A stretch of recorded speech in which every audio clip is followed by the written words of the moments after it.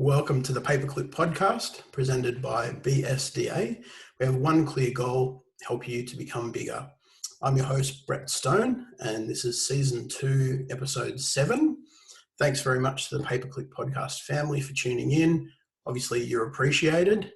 And today it is my pleasure to introduce Dan Newman from New Ray Homes. Dan, how you going? Good, thanks, Brett. How are you? Brilliant, mate. Thanks very much for asking. Now, I always like to open the show with, I think it's a bit of a guilty pleasure. I do love this question, and I'm curious to know, going back all those years to the very beginning, what was your very first job when you were a kid? My very first job was actually washing dishes in a restaurant. Okay. 14 years old I was. 14. Okay. Yeah. And how did you land that? I think I just applied for the job. I was ready to work. I wanted to earn some money. The job must have come up in some way, shape, or form. I applied and got started. Beautiful. And what's something that you think you might have learnt from that job, or the people that you work with, that you think sort of carries on today? I learnt to have a distaste for washing dishes. That's continued through my whole life. But no, I worked with some great people. I think being your first job, you're very nervous, and you're sort of soaking up the surroundings and having these people who are very confident at what they do and pushing you in the right directions. Especially in a restaurant, it's obviously a very fast environment. Things have to be done very quickly and very hygienically. So I think you learn that work ethic. I believe if you can perform and you can work hard and you can show that you can do the work to a high standard, then I know it sounds crazy washing dishes, but you go to a restaurant, you want a clean plate, obviously. Mm-hmm. And that work ethic is something you can transfer to any industry. Yeah, that sounds good. And so changing that from like the obviously your first job to what you're doing now, how did you learn the skills required to get into building? Well, I went through a multitude of jobs prior to starting as an apprentice carpenter. So I was fortunate to have a friend who worked in the industry and able to give me a start, and basically from that it developed from there. Okay. So a bit of it wasn't something I sought out. It was just something that it came up as an opportunity, and I grabbed it. And is it a pretty common transition to go from like being an apprentice carpenter to becoming a builder later on?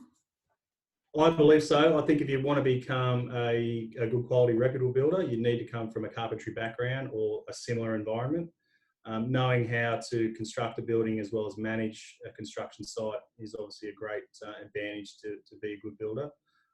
Builders that come from other industries and other backgrounds obviously need to upskill themselves in those things that we took for granted as going through an apprenticeship. So I definitely think that being a carpenter certainly helps become a good builder.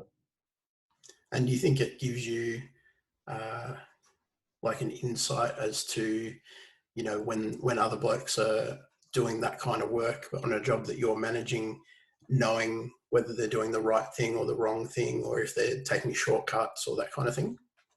Definitely. I mean, if you don't understand the way something is constructed and you're just looking at a finished product and sometimes not knowing what went into creating that finished product, then you can certainly have the wool pulled over your eyes. Yeah. And as you said, you've worked with other people in the past versus now, obviously, kind of running your own show. What are some of the differences between working for other people versus going it alone? Well, I think it's all hand in hand. I was kind of fortunate that the company that I worked for during my apprenticeship was constructing high quality products, and not knowing any different when I went out into the industry to see what other people were doing as a comparison, I was a little bit taken aback about the standard that was out there. It was quite a lot lower than what I was shown to be able to do when I was an apprentice. So I think having that good training and knowledge from day one was what set the standard for the future. So I know when we had Scott, the Sunderland concreter and landscaper on recently, and one of the things that he talked about being in the trade industry was how, some blokes that you work with, you might have them as subcontractors. Some of them are fantastic and they're, you're willing to pay a bit extra for. And some blokes, obviously there's a reason that their phone doesn't ring. Do you find this thing in building as well? Not to such an extent as that. Our company's got our own in-house carpenters that I've trained and I've selected. And I've passed on those skills that I learned going up through my career as an apprentice and obviously a qualified carpenter. So I don't, we do subcontract specialised trades like obviously plumbing and electrical, which is regulated. But in terms of the carpentry itself, they're my guys that I've trained. So that I don't necessarily have an issue with other contractors coming on site and providing a low quality product. It's definitely something to avoid.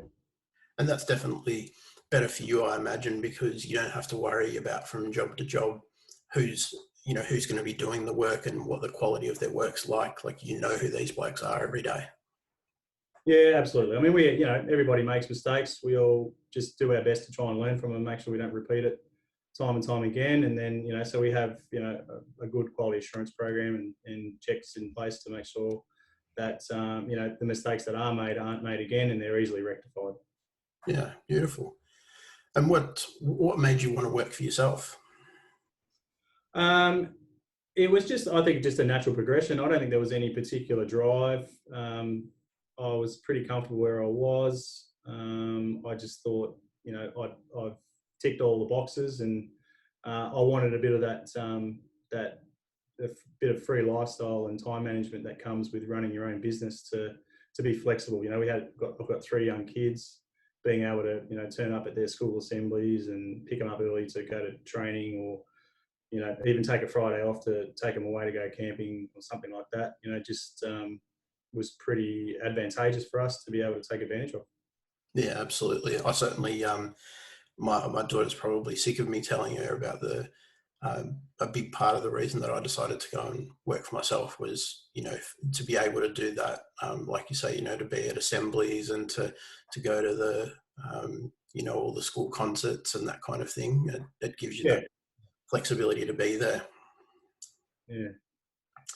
And what are some of the things that you did early on, before New Ray Homes was a business and it was just kind of an idea? What were some of the things that you did that kind of took it from being just an idea to becoming a business? Well, unfortunately, I probably didn't do the right things. I started off thinking that I knew most of what was involved in running your own business, and I learned very quickly that is not the case. So there was a few, the standard issues when you start a new business: cash flow, finding good employees, finding work, all of those things. I thought, it'll just happen.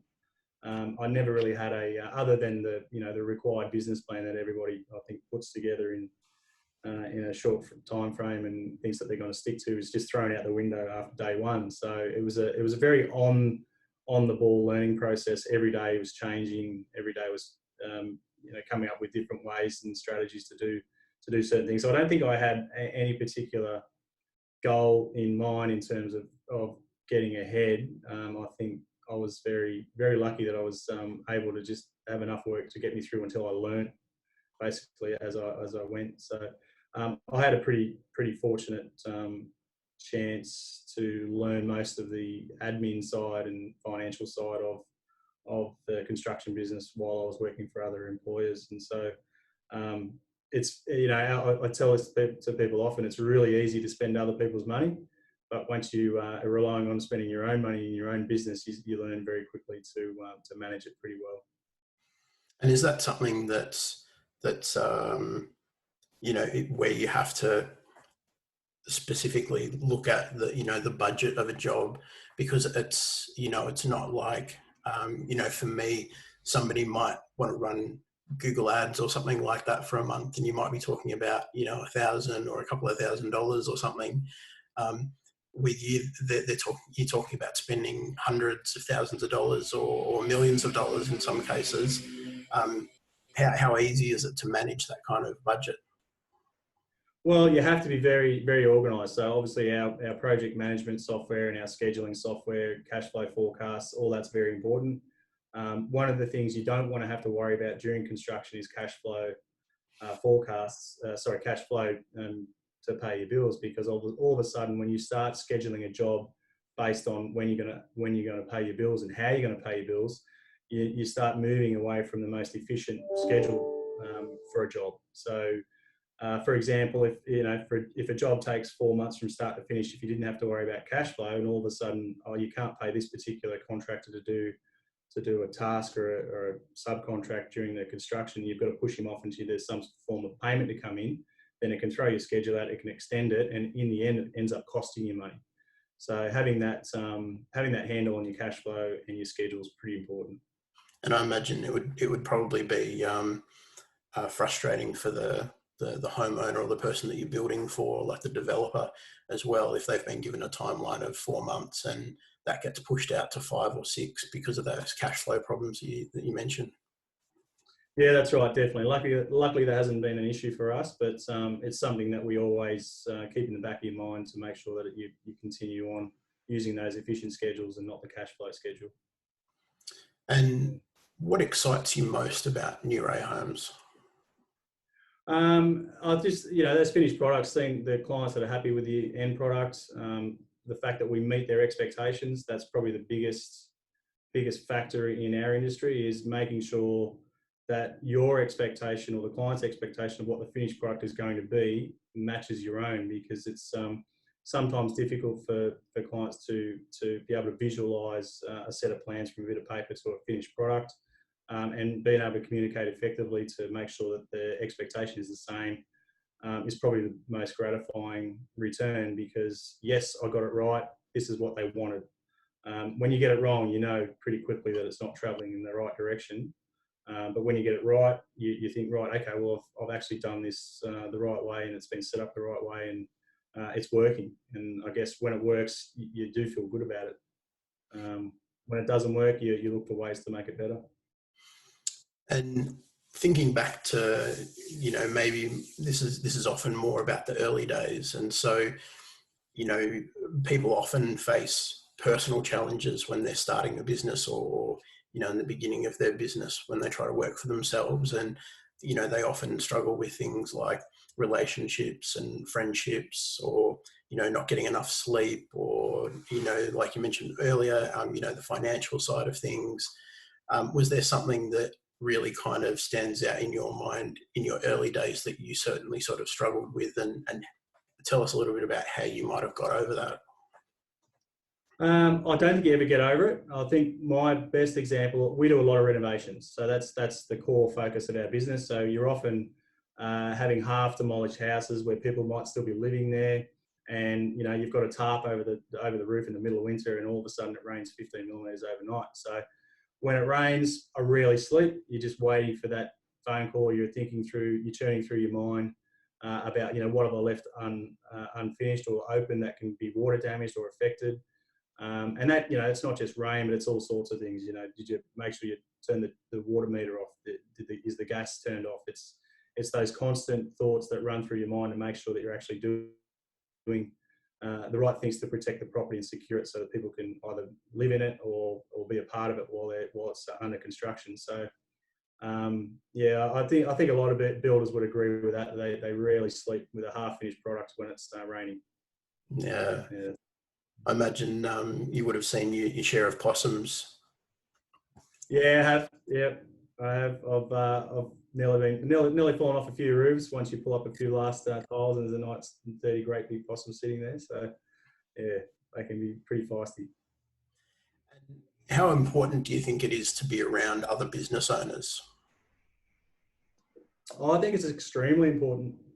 I've always said, as a small business owner, that one of the best things I ever did was join BNI, the Business Network International, our local chapter down at Carrum Downs, purely because you're in a room of like-minded people who are trying to start their business and who are going through the same issues that you're going through. So having a sounding board and people to talk to, rather than bring it up with your wife or your partner, and put the stress back onto them. It's good to have other people to have a chat to about that, and see that we're all in the same boat. And if they don't have the answers for it, they can certainly point you in the right direction to find those answers. So I reckon that was one of the best things I ever did, was join BNI. Yeah, absolutely. I agree with that as well. I think, not just finding a business coach through it that's been really helpful for me, but also just, as you say, listening to other people and the kind of problems that they encounter and what they do to work their way through it, or what they did, 5 years ago, 10 years ago. It's always helpful. Yeah. And if you had to do it all again, knowing what you know now, is there anything that you'd do differently? Yes, definitely. I'd probably get onto the business coach straight away. Realise that running a business and being a quality builder are two completely different things. You can be the best carpenter in the world, but if you can't run a business, what's the point? I think one of the greatest mistakes I made was trying to run everything myself when I first started, and not putting in place the policies and procedures to make life easier for myself. I try to do everything. As you do in a small business, you are all aspects of the business. And that obviously took its toll on the amount of time I spent in the business, sometimes 60, 80 hours a week. There's only a certain amount of time you can do that for before, one, you either burn out, or two, you realise, when you really work out the nuts and bolts of it, you're working 80 hours a week for $20 an hour. I'd make more money going and work for somebody else. So if I had my time again, I'd probably do it a little bit slower, take the time to get the right things in place, and then pounce. I think it's taken me 5 years to learn that lesson, and it's only really been the last two to 3 years that have really started to see the signs that it's going in the right direction. Mm. And over the years, I'm sure you've gotten some good advice from various people. What's the best advice that you've ever been given?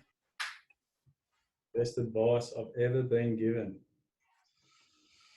That's a difficult question to answer. I've been given a lot of advice over the years. Know your numbers.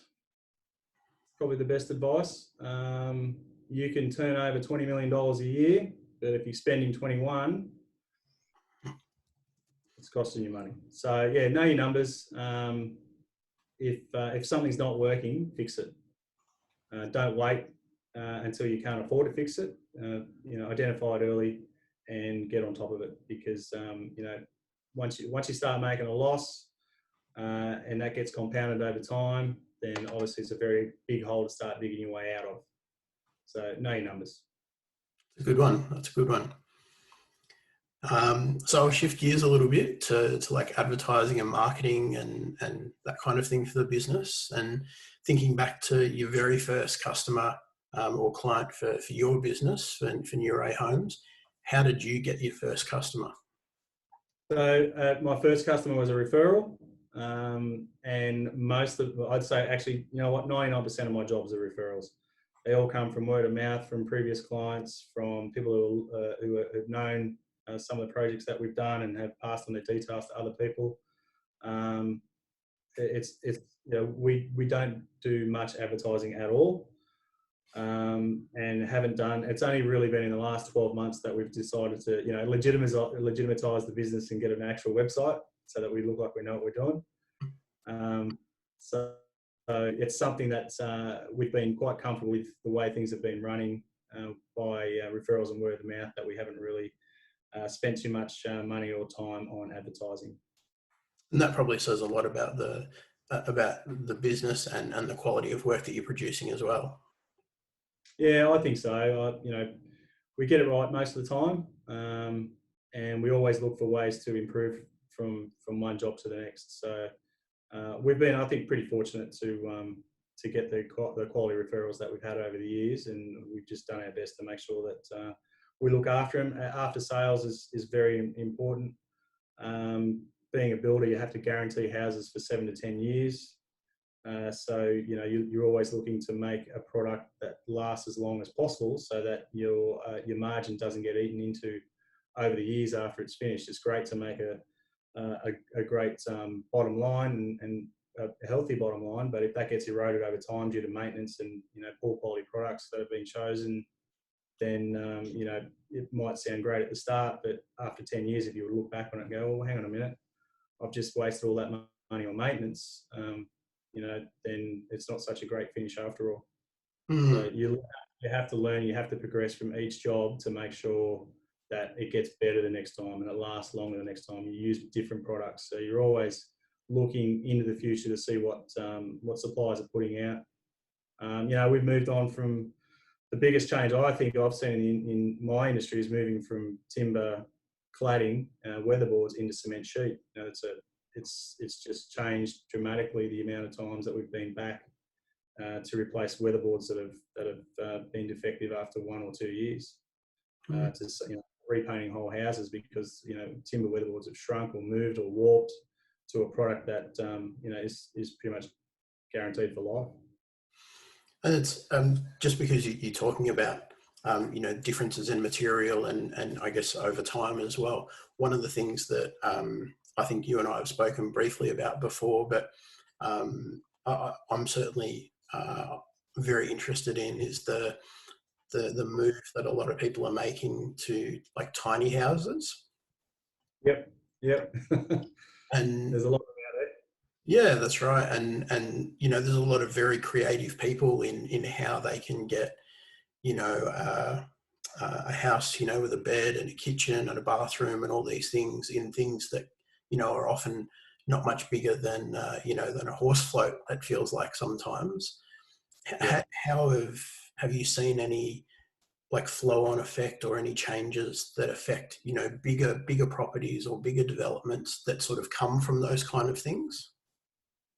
I think the biggest take away from the tiny house movement is that most products or concepts that you put in, it has to have at least 2 uses.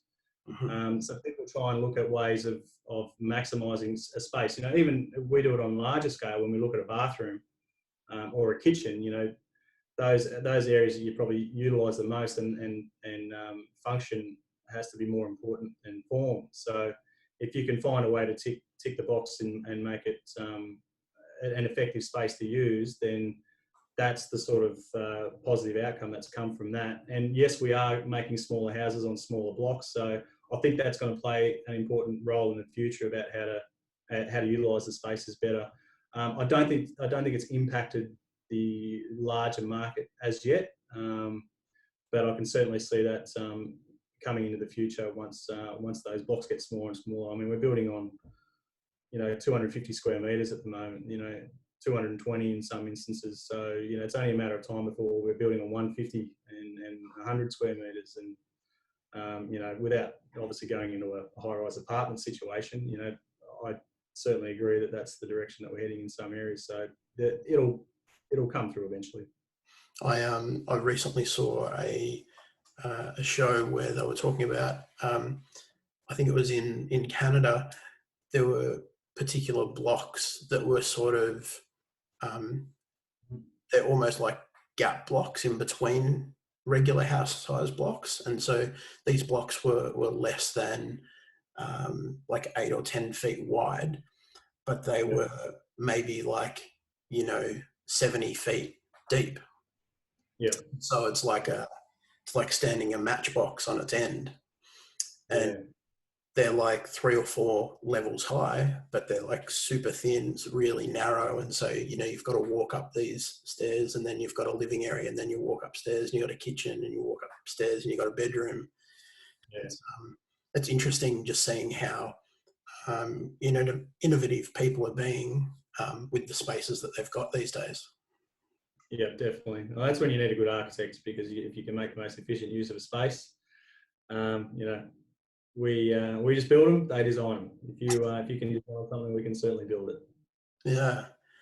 And what do you do that you think that might be different to others or unique to your business that, makes your customers feel special while you're working with them? I think it's a couple of things. One, I mentioned the expectations before, so I do take a little bit extra time to try and not so much educate, but make the clients aware of what specific terminology means. If they don't understand it, we'll explain it to them. We do a little bit of relationship building so that we can create the trust. Obviously, it's a pretty important factor because you are in people's houses. It's usually the biggest spend that they've had in their lives. We do target second, third home renovators, so they generally have a certain knowledge of the building construction industry and what they've done previously, and we try and build on that to say, hey, this is what this would look like if we did it this way. This is the terminology. Do we need to have another chat about what this means, or how to make you understand it, so that expectation remains the same. I can say certain things using certain terminology, and most people just sort of nod their head and go, yeah, no worries. And then you go ahead and carry that out and they go, oh, geez, that's not what I thought at all. So I think you can sort of tell when people are definitely knowing what they're talking about, or whether they need a little bit of guidance. I think that's probably what sets us apart. We create relationships and trust. We're not the volume builder where we're doing 200 homes a year. We have the time to do that. And those are the clients that I want. I want the clients who want to spend that a little bit extra to have a high quality product that they may not get with someone who gets fobbed off to the project manager or the construction manager or the site foreman, and doesn't have that interaction with the actual builder. So that, being a small company, that does afford us that privilege. Mm. And that, I think, just from what you say, it's hard to imagine how that wouldn't impact the overall job or the build in a positive way. Well, it's also a game of Chinese whispers. The clients are on site, my guys are there, they're working away. The client turns up and says, oh, can we do this, this and this? And then the site foreman goes, yeah, no worries. That never gets passed on. It either doesn't happen or it happens and there's no costings involved, and all of a sudden I'm scratching my head going, why are we $20,000 over budget? And we've just realised that we've got a floor-to-ceiling bathroom instead of what was on the specification. So cutting out that communication issue, and just making sure we have regular meetings on site once a week, talk about what's going on, what's coming up, and making sure that we're aware of what is in the specification and if we need to change anything, because it's an evolving product. And I always say to the client, as each stage progresses, you will be able to walk into the frame and see the rooms and feel the rooms and know, oh, hang on a minute, I know we talked about this, but now that I can see the room, I actually want to do this. And having that flexibility for them is important, because especially in a renovation, and not being able to visualise from a set of plans to something that's a finished product, if they get the opportunity to make to change their minds, then that's just as important as getting it right from the start. Absolutely.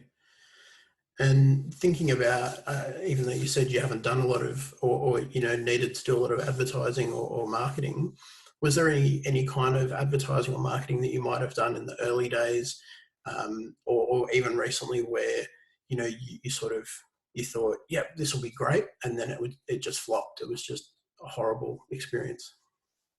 No, I think just having that, like I mentioned before, the lack of a website's probably been our biggest downfall.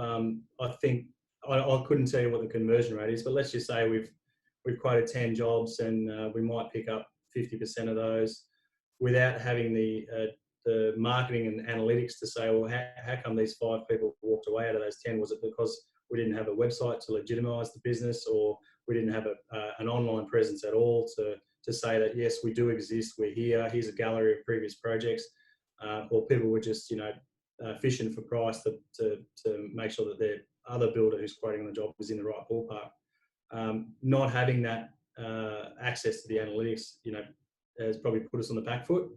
And now that obviously we're going through the process now of the email campaigns, the website, the Google My Business, the Facebook pages, you can easily say to a client, go jump on the Facebook page and look at the gallery, and have a look at this particular job and the type of robes that we do, or to get an understanding of the way that the built-in robes look compared to the standards, or the way some of our kitchens look, and showcase not only what we can do, but what also our suppliers can do at the same time. We use really good contractors, our cabinet makers, tilers, plasterers, all these guys, have been with us for a long time, and we should be showcasing their work, not just ours, because we're only one small part of that project. There's 20, 30 subbies that work on as well, the electricians and plumbers that do all the great work as well. So it's not so much just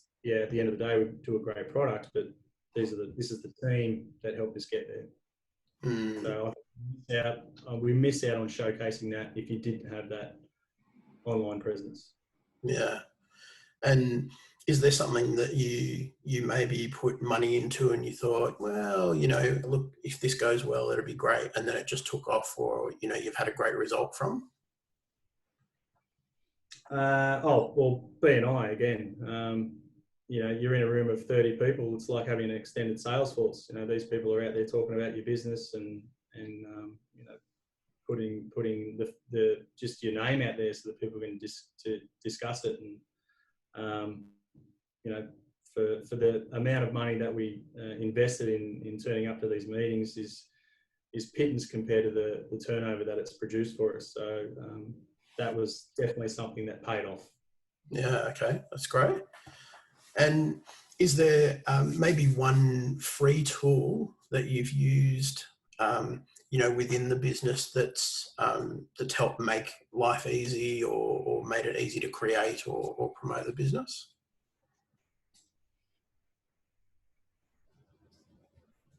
Nothing I can think of off the top of my head. A free tool. No, everything comes at a cost, unfortunately. But if you find one, let me know. But it's all about return on investment, isn't it? So free tool is probably not the best option because it's obviously limited in the types of things that it can do. I think those free tools often lead to the full package. Yeah. So you can have a taste of something and go, yeah, you know what, I can see value in this. Let's explore it a little bit further. Those are the things that tend to change your business. Free software trials, a good way. I've been through that many different software programs to try and find the right fit. That if you didn't have those options available, you'd never be able to do a valuable comparison. So I think there's so much out there to explore. Sometimes you just got to make the decision over the amount of time that you spend on it. So yeah, I think that's a good in itself too. Taking advantage of the free trials of the various products that are there, to be able to work out which one's best for you. I know, like I've certainly gone through that in terms of like project management software. I've tried like Monday and Trello and all these different ones, and what I ended up landing on now that seems to work the best for me is actually ServiceMate, which is built for tradies really. But being a service business, it works really well for us as well. And so I've stuck with that, but that's something that I pay for. Yeah. Well, I think that it's pretty important as one of the procedures that you have in place is that if it's repeatable, then you can train other individuals to do the same job. And obviously having a standardized piece of software allows us to do that. I've always done my own estimating over the years, and while it's been great for me, once we start to scale up, we have to pass that role over to somebody else, and they can't use the clunky versions that I've created that aren't very user friendly and non-standardized. So they've got to be trained up in something that everybody else can take advantage of. So that's one of the other things that you need to put in place if you're going to scale your business is the right tools for all the staff to be able to integrate together rather than just the individual working autonomously and not being able to pass that information on to any other team member. And what do you think the next big thing is for New Ray Homes? So currently we're working on our upper management organisational chart. We've sort of come to an impasse until we sort of grow our management team, because there's only so much of our leadership team that we've currently got in place now that can go around. So we need to obviously expand on that to be able to take on more work, and it's got to start from the top down. You know, most guys talk about finding, you know, other carpenters and other contractors to get the work done, but if you can't get it organised in a timely manner, then they're standing around doing nothing.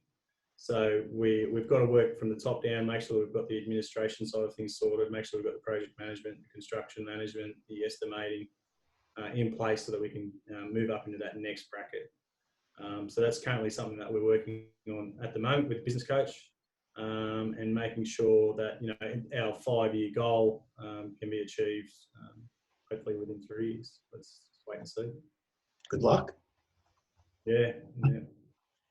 But you know, I think at the very start, I think we tried to grow a little bit too fast and probably bit off more than we could chew, and it did extend obviously construction times over a number of projects. So it's good to be able to just consolidate and start again and start that push again with the right setup in place. Yeah, that's right.